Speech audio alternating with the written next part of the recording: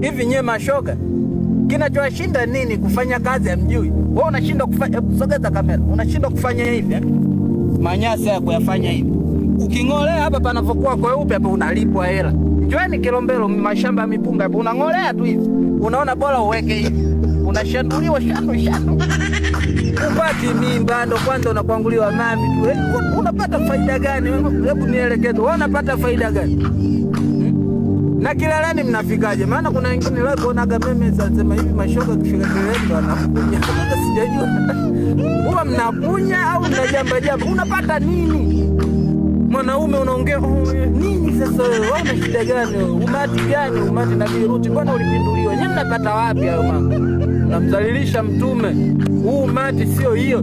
Mtu unashindwa kung'olea. Hivi jamaa naangalia manyasa yalipokopola hivi. Hebu bwana unatukwaza. Mulika chini. Oneni manyasa yalipokuwa laini.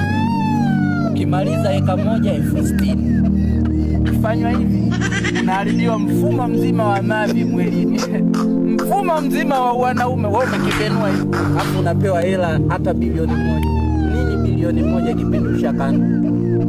Nini bilioni 1 kipindi ukifa ghafla unaenda motoni? Maana kuna watu wao baina yao na moto ni kifo tu kinachowasubirisha kwenda motoni, na kuna watu kinachowasubirisha kwenda peponi ni kifo tu. Na ndo sisi wote hapa kwenda motoni au peponi ni kifo. Sasa sisemi kwamba mimi mwema sana sina maovu, ila hawa mashoga jitahidini mbadilike. Hiyo sio issue. Hakuna katika biashara mbaya duniani kama ndo umefanya mpododo kuwa biashara. Ndugu yangu wewe umeisha. Wewe vipi bwana? Wewe.